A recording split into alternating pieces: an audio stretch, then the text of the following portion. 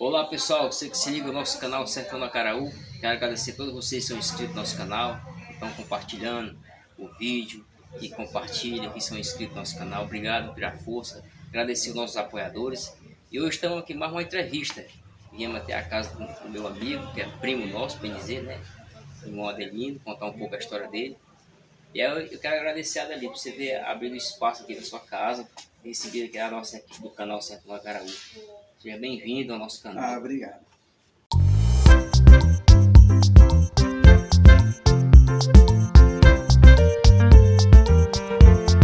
Então, também para mim é um prazer aqui recebê-los nesta manhã, de ser entrevistado por você, como meu primo, né? Isso a gente sabe, você sabe, né? E a amizade também que nós temos de longas datas com todos, isso é muito gratificante. Então, para mim é um prazer estar aqui nesta manhã para falar alguma coisa assim, a respeito da minha vida, desde o nascimento até aqui, né? São quase 60 anos de história, né? De vida, né? É verdade. Daniel, o pessoal quer saber um pouco mais da sua vida. Então conta pra gente aí, onde foi que você nasceu, se criou, conta pra gente aí. Muito bem. Bom, eu nasci na localidade chamada Cacimba dos Moços, que na época era município de Monsenhor Tabosa. Certo. Eu sou filho de Silvino Araújo Caneiro e Antônio Ferreira dos Santos. E ali eu nasci no dia 10 de maio de 1963. Isto significa dizer que agora, dia 10 de maio, próximo mês, estarei completando 60 anos. Sim. Então não sou velho, sou antigo, né? Sou como o sol. O sol é antigo, mas sempre novo, né? Uhum. Sou antigo e não velho, né? Verdade. Com 60 anos estou me aproximando desta data importante, né? E agradeço a Deus, né? Evidentemente, em primeiro lugar, por até aqui ter me dado essa condição de estar vivendo com saúde e convivendo com meus amigos, meus irmãos, Certo. e tendo esta paz com todos, né? Que foi algo que meu pai nos ensinou. Aliás, meus avós, né? Passou do meu pai, meus ancestrais tiveram esse cuidado de repassar para mim que eu fosse pacífico como eles, né? Uhum. Eles eram os pacificadores. Pacificador é aquela pessoa que busca a paz, né? Que procura ter a paz com todos. E assim, a minha trajetória de vida tem estas marcas, né? A marca da paz. Então ali eu nasci e ali eu cresci. Ali foi a minha infância. E ali também foi uma parte da minha juventude. Uma localidade que eu não esqueço, né? Ali estão as minhas raízes, né? A gente sabe que o período da nossa infância é o período mais importante, né? Que marca muito. E os mínimos detalhes ficam registrados na nossa memória, né? E os mínimos detalhes da minha vida ali está guardado dentro do bolso da minha memória, né? Isso. Foi muito difícil sua trajetória de vida lá nesse moço? Não foi aí quando a gente... Não, assim... Foi criado na roça, foi? Criado na roça, porém, qual a dificuldade que a gente tinha? Porque, como a gente era morador, né? Nosso patrão era o senhor o Dr. José Rangel Borges, né? Certo. Que é pai do seu Frederico, né? Que todos nós conhecemos. E ali ele era o patrão. E ali, naquela época lá, estabeleceram algumas regras para os moradores. Qual? Todo morador precisava trabalhar 3 dias por semana para o patrão. Isto é, segunda, terça e quarta. Quinta, e sexta e sábado era para os moradores. Era. Então, mas assim, ele foi um dos melhores patrões que existiu naquela região. Isso a gente pode dizer, porque ele tinha esses dias que a gente trabalhava para ele, né? Ele que eu nunca trabalhei, né? O papai que trabalhava, né? Certo. Agora, na minha infância, eu consegui me esquivar disso, né? E então ele permitia, na época, né? Que você criasse tudo. Você podia criar gado, podia criar criação de ovino, né? Que é ovelha, caprino, né? Que é criação de bode. Ia criar até gado, né? Bovino, animais, jumento, burro, cavalo, tudo ele permitia criar, você podia criar à vontade. O morador tinha direito, né? Tinha direito de criar isso aí, à vontade. Também ele permitia que o morador preparasse uma área de terra, cercasse, plantasse tradicional algodão mocó, que era um algodão de safra que tinha naquela época, que era muito bom para a população pobre, né? Você plantava o algodão mocó nesse ano, digamos, né? E ele só ia ter uma produção mais vantajosa a partir do segundo ano. No primeiro ano ele não dava muito bem. Então, a partir do segundo ano diante, aí, pronto, ele não tinha mais... Ficava 10 anos produzindo uma produção muito benéfica, né? Para o agricultor. Então, ele permitia que isso, os moradores fizessem cercados, né? E plantassem o algodão mocó e lá eles ficassem colhendo o verão todinho. E na época era muito vendável, né? O algodão, era uma produção muito grande que na nossa região, no estado do Ceará, né? É um dos estados que se destacou na produção de algodão no Brasil. Então lá a gente morava naquelas casinhas de taipa, né? Era uma casa muito tradicional naquele tempo, umas tapera que chamava até, né? Só que lá em casa, a gente morava numa casa de taipa dessa, né? Quantos filhos ali? Lá, teu amigo? Foram 3, mas sobreviveu só 2. Eu e meu irmão João. Eu moro aqui, ele mora em São Paulo, né? Então as casas de taipa lá era muito simples, né? Porém muita fartura. Então nós nos alimentávamos daquilo que a gente produzia, né? Nós tínhamos feijão com abundância, né? Nós tínhamos o milho, nós tínhamos a carne, né? Porque a gente criava muita galinha, criava muita ovelha, muito porco e muito bode. Então essa questão da alimentação era de primeira, né? Tudo comida natural, sem nada de comida industrializada. Coisa do sertão mesmo. Comida mesmo natural, tudo produzido ali, né? Ali na terra mesmo. Ainda plantávamos as vazantes que tinha, colhia a batata, o milho, ainda os canteiros, com a cheiro verde, tomate. Existia uma grande quantidade de tomate naquela época, umas miudinhas, né? De pequeno tamanho, que nascia na beira do açude, né? De maneira que se multiplicava, né?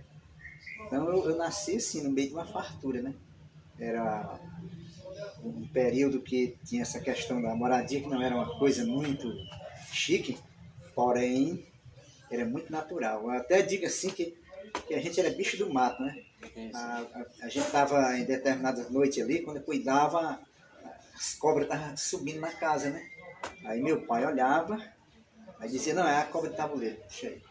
Só ia procurar matar se fosse uma cascavel, uma cobra peçonhenta. Aí ia-se embora, assim. E embora, eles passavam lá, a cobra preta chamada, né? Também não é peçonhenta, inclusive ela devora as peçonhentas, né? Então a minha vida foi assim, na infância, no convívio ali do meu pai, dos meus tios, meus avós, toda a minha parentela, que inclui até também seu pai, né? Seu avô. Todo mundo junto aí. Todo mundo junto ali, né? Era uma família, né? Mas era uma clã, né? Digamos assim, uma tribo, né?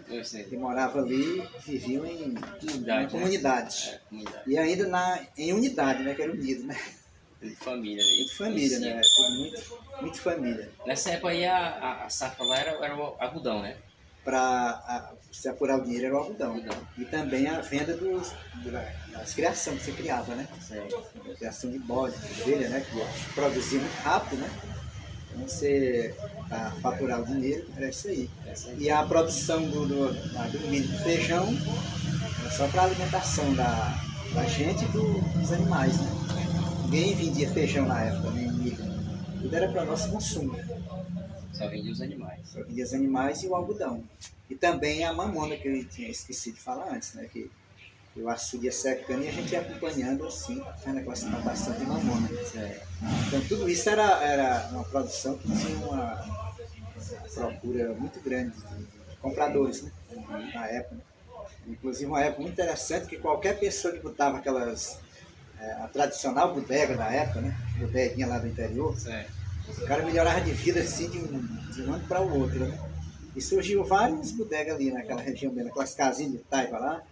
Ficaria no Museu Tabosa, aí traziam umas coisas lá para vender, o biscoito nós chamava bolacha na época, né? O nome era bolacha que a gente chamava, né? Então ele trazia ali o açúcar, o básico, né? O açúcar, o arroz, o querosene, que era para o combustível e alimentar as lamparinas à noite para iluminar o espaço, o ambiente que a gente morava, né? Então era uma vida assim, muito roceira, simples, muito natural. E muito rica, né? Digamos assim, porque tudo que vem da natureza, quando você está bem envolvido com a natureza, é a melhor parte deste mundo, é uma riqueza imensurável, né? Sem sombra de dúvida. Como você veio para cá, para a cidade? Vocês vieram... Como a minha vida, eu nasci na Cacimba dos Moços, e até os meus 18 anos eu fiquei lá diretamente. A partir de 18 anos, eu vim morar ali no pé do Bico da Arara, na fazenda União, que era do meu avô, do vulgo Chico Quilé. O nome do meu avô era o Chico Quilé, né? Muito conhecido na região, ele era dono ali da União, nós viemos para lá. E lá eu fiquei ali a minha juventude, ali naqueles anos 81, 82, 83. Nessa época você tinha quantos anos? Estava com 18, 19, 20, 21. Aos 21 anos eu fui cumprir com a vontade que eu tinha, como todo jovem na época tinha aquela ansiedade, aquele desejo de ir para o sul do país. Aliás, sudeste do país, né? Que era Rio, São Paulo, ou a região centro-oeste, que é Brasília, né? Mas a gente sempre se direcionava mais para Rio e São Paulo. Aí eu fui para São Paulo, né? Realizando um desejo, uma vontade que eu tinha, né? Porém, a mente muito cheia de fantasia, né? Porque eu conhecia São Paulo através de quê? Daqueles cartão postal, né? Que a gente comprava, que mostrava a Avenida Paulista, a Avenida da Consolação, o Viaduto do Chá, essas partes bem bonitas que tem em São Paulo, né? Não mostrava aquela realidade mais da periferia, de outros locais, né? Eu fui para lá naquela visão de um São Paulo da elite, né? Digamos, hoje eu vejo que era isso, né? Só quando a gente chega lá é bem diferente, né? Você vai ter que botar a mão na massa mesmo, trabalhar rigorosamente para poder sobreviver naquele mundão lá. Aí lá eu estive em São Paulo pouco tempo. Passou quantos anos? Não me adaptei muito em São Paulo, não. Passou pouco tempo? Muito pouco tempo, né? Cheguei lá, fiquei assim um pouco meio estressado, entendeu? Porque foi ao contrário do que eu pensava, né? E aí de lá eu me direcionei para Rio de Janeiro. Então, assim, um total de um ano isso aí, né? Entre Rio e São Paulo fiquei um ano. Voltou para o Ceará. Voltando para o Ceará, quando cheguei aqui, aí naquele tempo era ainda era uma novidade quem chegava de São Paulo, né? Era o Brad Pitt. Chegava, ele era cobiçado, né? Pelas jovens da época, né? Aí na época, né, foi ligeiro demais, né? Nesta questão da cobiça das jovens, foi onde eu já noivei, né? Conheceu a sua esposa? Foi. Já conhecia, né? Só que quando cheguei, né, eu cheguei mais diferenciado, assim, né? Aquele negócio lá. E aí, num simples troca de olhar, começou o namoro, deste namoro, veio o noivado e o casamento. E aí, morando na União, aí continuamos morando lá na fazendinha ali, no pé do Bico da Arara ali, né? Você é muito conhecido, né? Conhecido demais. Próximo aqui o Feiticeiro. Isso. Lá fiquei e quando foi em 89 foi o ano em que eu fui me agregar na igreja evangélica, que é a Assembleia de Deus, né? 20 de agosto de 1989. Essa data aí que eu me agreguei na Assembleia de Deus. Me agregando a ela, né? Fazendo parte da Assembleia de Deus aqui em Tamboril, o pastor me convidou para vir morar aqui. E dia 21 de novembro de 1991, eu vim para cá. Então, eu estou aqui em Tamboril desde 21 de novembro de 1991. Aí de lá para cá, em relação ao mundo evangélico, cristão, na vida cristã, eu fiquei 33 anos na Assembleia de Deus. Agora, dia 25 de dezembro do ano passado, 2022, eu me desliguei da Assembleia de Deus. Você não sabia, né? Não sabia não. Então, eu me desliguei, mas pacificamente, entendeu? Nós continuamos na mesma comunhão, na mesma amizade, Mas dentro de um acordo lá, muita sensatez, com muita pacificação, como disse. Eu saí e disse até lá, né, no momento da reunião lá, com o grupo lá do presbitério, né, que é o ministério chamado da igreja. Falei que tinha entrado pela porta da frente, mas saindo pela porta da frente, né, tendo uma amizade muito grande, uma irmandade ainda com todos, né. Eu saí assim para... A gente está com um plano aí. Aliás, estamos estabelecendo um plano do mundo cristão, né? Há 10 anos nós temos um plano, né? Eu já estou estabelecendo o trabalho, nós já estamos aqui realizando trabalho aqui em casa, já logo mais nós estaremos abrindo aqui um local. Certo. E aí é que eu vou divulgar o nome da denominação evangélica. Você quer cristã. Quer pregar, né? Nós já estamos Já está começando né? Começamos já temos um grupo aqui que está reunido e a gente já realiza os trabalhos, reuniões, né? Semanal, domingo, segunda. E na semana dou assistência aí a algumas pessoas aqui na cidade, né? Inclusive o Chico né? O seu Chico Né? Lá, né? O Chico Nosso parente lá também. Eu dou assistência a ele lá. E também a gente domingo com a esposa e a sogra. Então, são pessoas que fazem parte da família, a gente está dando essa assistência, porque até a Bíblia diz que aquele que não cuida da família negou a fé e é pior do que o infiel, né? Diante disso, a gente está abraçando esta nova empreitada, uma nova missão no mundo cristão, e estamos aí. Então, contando do dia 10 de maio de 1963 até esta data, né? Aqui, digamos, eu fiz aqui um sumário da minha vida no campo, na zona rural, e também a parte aqui na zona urbana. Quando eu vim para cá, na verdade, no dia 21 de novembro do ano de 1991, como eu disse, eu vim aqui e não tinha, em relação ao trabalho, né, o ganha-pão, não tinha nenhuma perspectiva, só a princípio, né? Mas logo mais, quando foi no ano de 1992, logo, estava com 6 meses que eu estava aqui, no mês de abril, abriu-se uma porta, né? Para mim, eu fui trabalhar como vigilante no Banco do Estado do Ceará, o antigo BEC, né? E foi vendido, né? Foi leiloado para o Bradesco. Onde é hoje o Bradesco. Onde é o Bradesco, né? Aquele prédio ali foi feito exclusivamente para o BEC, né? Era o Banco do Estado do Ceará, o BEC, né? O banco que tinha algum símbolo, aqueles peixinhos, né? O pessoal que é Temburense, que está do outro lado aí, de São Paulo, do Rio de Janeiro, você lembra disso aí? Eu lembro, sim. Os antigos aí. Os antigos lembram todos, sim, verdadeiramente.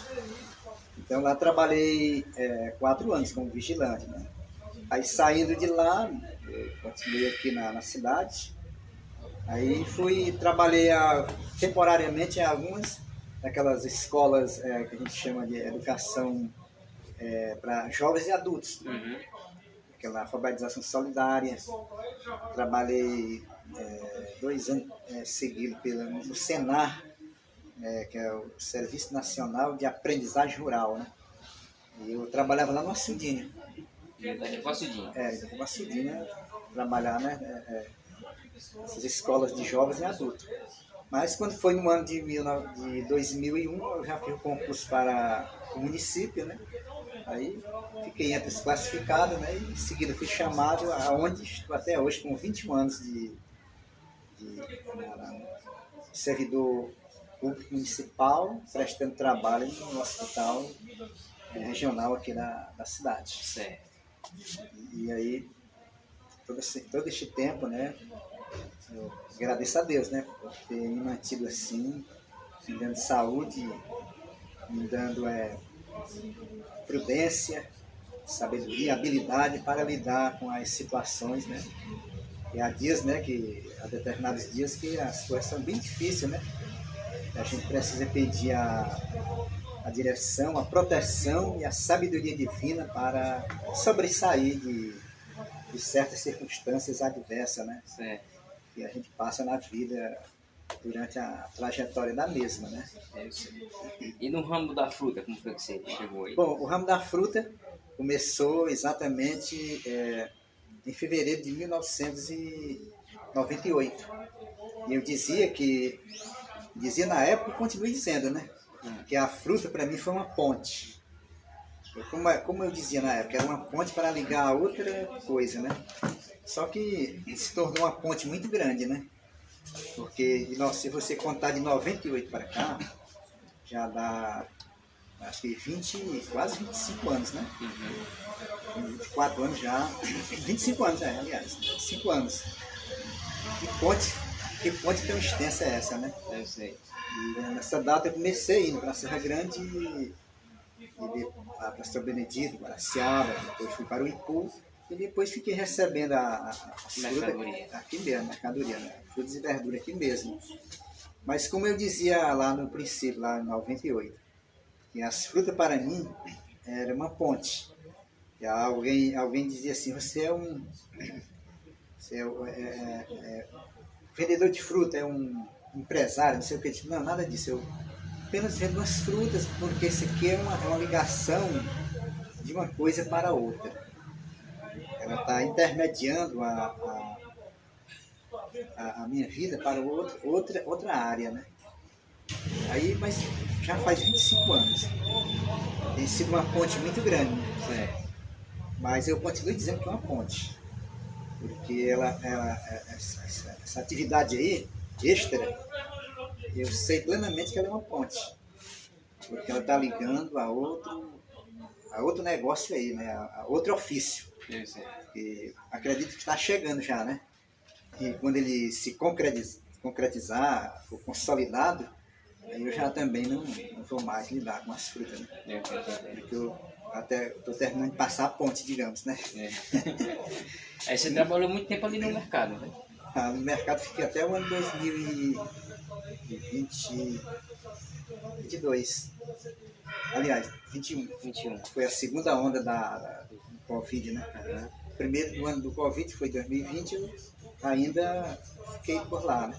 Mas quando veio a segunda onda, que eles interditaram completamente a gente, não podia mais ficar lá, né? Aí eu mudei para cá.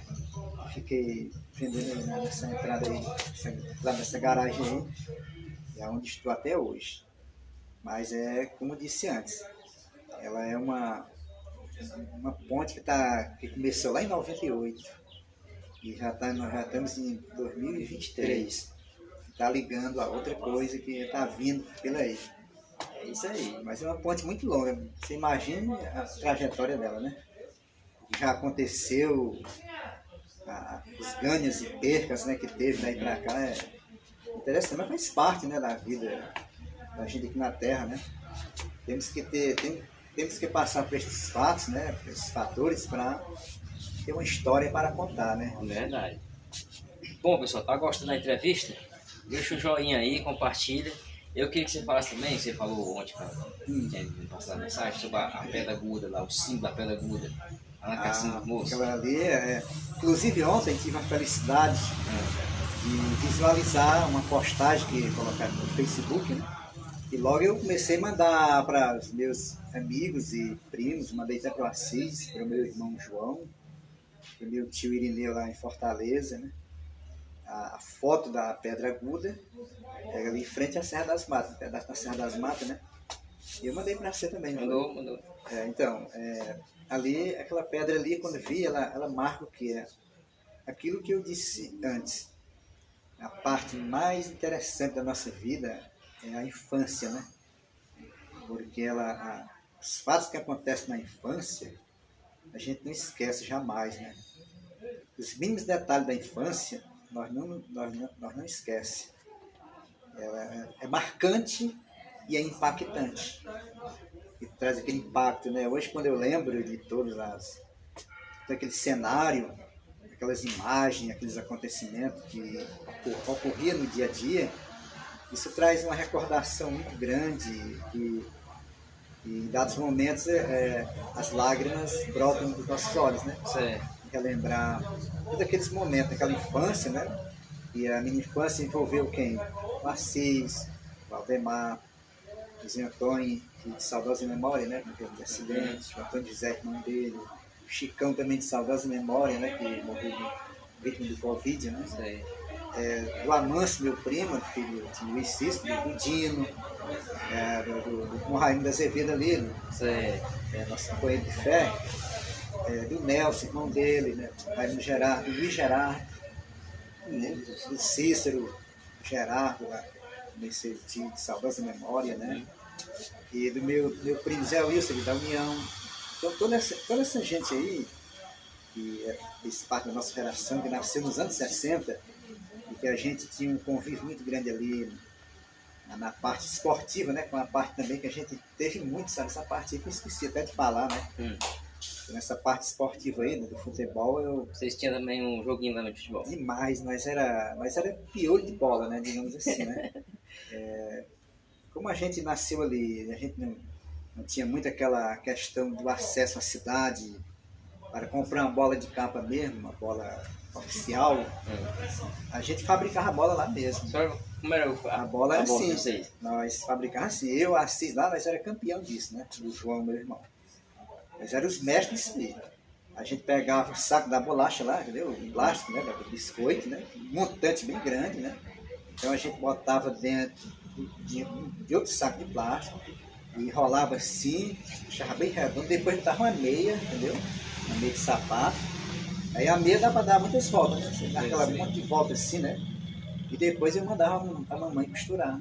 Aí ficava bem redonda e ela ficava saltando, você batia no chão e dava um pulo bem grande. Né? Aí nós ficamos nesse negócio aí do futebol, da bola de meia. Nós fomos. Aí eu até digo que eu uso o pé no chão, não tinha chuteira não, né? Sim, pé descalço total, mesmo, lá no campinho da Vaz lá. Muito pedras e muito toco ainda por um meio lá. Eu, João, Assis, nós fomos os Pelé da bola de meia. Foi mesmo. Nós fomos cracaço mesmo, nós era craque. Se tivesse um campeonato de bola de meia, nós não tinha perigo nós não ser os melhores mesmo. A bola de meia, um certo dia aconteceu um episódio comigo, né? Nós tínhamos um campinho lá que ele era... Expliquei para o pessoal o que é bola de meia aí. A bola de meia é exatamente isso. Você pegava um montante de plástico, né? Saco de plástico, né? Botava dentro de outro saco de plástico, enrolava ele, deixava ele arredondado e pegava a meia, botava aquele saco de plástico dentro da meia e enrolava assim, né? E aí dava várias voltas na meia, a meia grande, né? Ela estica, né? A meia, né? E depois que você dava a última volta, aí a gente mandava a mãe da gente costurar, né? A mãe costurava muito bem, ela fazia. Então ficava bem redonda, né? Ficava perfeita. E aí a gente ia lá para os campinhos lá da Vaz lá. A nossa estradinha feita de coisa de mameleiro, né? Tanto as furiquias lá, né? Como também travessão, tudo de mameleiro, né? Tinha muito, né, na época. E lá a gente realizava as partidas de futebol e tinha muito menino, na época, muito mesmo, que dava até 2 times, até 3, né? E aí um certo dia, quando nós cuidamos, chegou um monte de adulto lá. Pra jogar. Nunca mais nós lá. Aí eu já tinha na época parece 15 anos. Agora com 15 anos eu tinha uma estatura muito alta, né? Eu era muito franzininho, parecia que tinha 12 anos. Se olhasse para mim, eu com 15 anos você dizia que eu tinha 12. Meu tamanho também era muito magro, né? Aí, mas também era muito leve, né? Muito ágil, muito hábil, né? E aí começou a chegar adulto lá, de 20 anos, de 25 anos, né? E entrou no campinho e foi jogar mais nós a bola de meia lá. A bola era bem feita e grande, né? E aí você acredita que aconteceu um episódio, um fenômeno, né? Eu peguei a bola lá na trave lá, nossa, né? E saí com ela, sabe? Eu não driblei o time adversário todinho, e da FIFA o gol. Eu não sei, hoje eu não sei como era aquilo, né? Como é que eu escondia a bola no meio de tantos pés de perna lá, né? E era um campo meio estreito e estava lotado, sabe? E eu saí fazendo uma triangulação no meio dele lá. Quando eu cuidei, estava lá na outra trave, aí marquei o gol. Então nós tínhamos uma habilidade incrível, tanto eu, quanto o João, quanto o Assis, né? Nós tínhamos uma habilidade incrível mesmo na bola de meia, né? Se nós também tivéssemos tido contato assim, com a bola de capa, com certeza nós tínhamos também pegado essa mesma habilidade, né? Quando nós fomos para a bola de capa, né? Quando ficamos adultos, tive uma certa dificuldade, né, de adaptação, porque é uma bola diferente, né? Mas até que deu, a gente conseguiu dar um show ainda com ela, né? Depois a gente se engrenou. Essa era a diversão que tinha lá, onde vocês moravam. Era a diversão que nós tínhamos, essa era demais, né? Essa diversão aí era de manhã, era de tarde, não parava, entendeu? Não parava. Não, era todo dia que Deus dava, nós tínhamos essa brincadeira, né? Trabalhava de manhã e tardezinha Trabalhava de futebol. manhã futebol, não tinha conversa não. E domingo também você jogava de manhã, jogava à tarde, né? Até o sol se pôr. Às vezes no terreiro das casas, a noite de lua também a gente jogava. Também? Também. Fazia lá umas traves lá e se mandava ver lá, não tinha conversa não. Ah, rapaz. Era incrível. Então nós éramos muito futebolistas, muito esportivos demais, né? A vida da gente foi assim. Então é uma infância muito boa, né? E desse lado aí foi sensacional, né? Tem uma longa história. Quando eu mudei para a União, eu já tinha 18 anos, né? Com 18 eu parecia que tinha 15, né? Casei. E sempre atrasando 3 anos, né? 3 anos. E lá nós ensinamos um bocado de menino a jogar bola de meia também. Foi mesmo? Foi. Eles achavam incrível como é que nós fazíamos a chute, como é que nós dominávamos a bola de meia.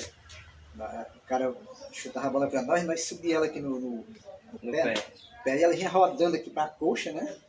E aqui você dava aquele habilidade, rapaz? Não, tinha muito, com certeza, não estou exagerando, né? Talvez melhor do que nós, não tinha bola de meia, não tinha. Era os Pelé antigamente. Os Pelé da bola de meia. Esse campeonato de bola de meia não tinha jeito, nós éramos os melhores. Né? Por quê? Porque a gente, desde muito cedo, tinha contato com ela, né? E a gente aprendeu lá os macetes, né? As manobras, o tempo da bola. A questão do futebol é você conhecer o tempo da bola, né? O centroavante ele tem que conhecer o tempo da bola para ele poder finalizar. Certo. Da mesma forma, o zagueiro também conhecer o tempo da bola para ele tirar a bola na hora certa. O goleiro também, quando vai sair, né? Ele tem que conhecer todo o estudo do tempo da bola, né? Quando ele não tem esse estudo, ele sai errado e às vezes aí acontece o gol do time adversário, né? Eu até me esqueci de perguntar a você falou também, a sua família aí, você é casado e pai de 3 filhas, né? Sim, como eu disse, quando eu cheguei de São Paulo, eu cheguei com aquela visibilidade, né? Parecendo lá com o Brad Pitt, né? Parecendo um ator global, né? Tô brincando. E aí começou a simpatia das jovens da época, né? Até que eu digo, né? Que eu andei perdendo um bocado de... Não digo perder, né? Mas assim... outras pessoas ficaram na época também querendo, né? Sim, mas aí eu já firmei um compromisso, um propósito. Então, esta aqui, essa aqui mesmo, que é a mulher aqui, né? Maria Júlia, né? E a gente começou a namorar no dia 22 de setembro do ano de 1985. Uma noite de luarada, né? Que a lua iluminava o sertão ali do Campo Novo, né? Aquela lua cor de prata, né? Que iluminava todas as campinas do sertão. E ali começou nosso namoro. E no dia 21 de novembro de 86 a gente casou. Aí fomos morar ali na União, que é vizinho do Campo Nobre, né? E lá a gente, pode dizer até uma brincadeira, naquele tempo a gente estava lá no sertão, né? Então, o que acontecia ali? Você era... De dia na agricultura e de noite na criatura, né? Aí começou a aparecer as criaturas, né? Os comedores de rapadura, né? Isso era uma cultura, né? Que tinha na época, né? Casou, nasceu os filhos. Mas os meninos nasceram lá, as meninas nasceram aqui? 2 lá e uma aqui, mas tudo foi gerado lá, digamos, né? Gerado lá. A mais nova, Leia, nasceu no ano que eu vim pra cá, a mulher já vinha trazendo de lá, né? Então tudo foi lá. 3 filhas, no caso, né? São 3 filhas. Nasceram, né? E aí estamos aqui hoje. Temos uma longa caminhada de história, né? De casamento, né? Casado com a sua mulher até aqui, né? Graças a Deus. Isso, um princípio cristão também, né? Você seja casado com a sua mulher e ainda mantenha o princípio da fidelidade, né? Considerando o casamento um sacramento que Deus criou para o homem e a mulher, né? Casamento que Deus considera, que Deus aprova, é a união conjugal entre um homem e uma mulher. Isso aí é um princípio sagrado que ninguém pode retirar. Ainda que a sociedade queira inverter, né, a inversão de valores, porém, a mensagem divina de Deus é esta, né? A união conjugal, o julgamento de duas pessoas para ter o casamento, sacramento, é a união de um homem e uma mulher. Família. Deus ama a família, por isso que a gente tem que amar a família, zelar pela família, priorizar a família. Né? Certo. Deixa o joinha, galera. Até a gente tá boa. Pois é, a gente quer agradecer o irmão Adelino ter abrido espaço aqui da casa dele, o canal, vim contar a história dele. Uma bela história. Deixa o joinha, compartilha. Eu queria que você deixasse essa mensagem de fé pro pessoal da Semana Santa, que já estamos na Semana Santa já. Começou, né? Entramos na Semana Santa. Bom, esta semana sabemos nós que é comemorado e anunciado a Páscoa, né? E nesta semana, para todo mundo cristão, ou seja, o seu credo religioso cristão, seja uma semana pacífica, uma semana que você venha meditar com mais afinco, com mais determinação, com mais participação na obra vicária, na obra redentora de Cristo, como Cordeiro de Deus, como Cristo a nossa Páscoa, o sacrifício que Ele realizou por nós lá na cruz, para trazer este grande benefício para todo o povo na terra, sem acepção de pessoas, né? A salvação, ela deriva-se do grande amor de Deus, e o amor de Deus, ele é incondicional. Ele não escolhe, não quer saber a cor da pessoa, ou a posição econômica, ou classe social. É para todos de modo geral. E é uma bênção muito especial. E nesta semana, a minha meditação, você reflita nisso, no Cristo que morreu por nós, mas também que ressuscitou e vive estar, intercedendo por nós, nos dando a oportunidade a cada momento da gente considerar Ele, considerar Jesus como nosso sumo sacerdote da nossa confissão. Vamos considerar Ele que Ele é a nossa Páscoa, a Páscoa celebrada lá pelo povo judeu apontava para o sacrifício de Cristo, e Jesus realizou este sacrifício único e perfeito, por amor a mim, por amor a você. Então vamos amar Jesus, porque Ele nos amou primeiro.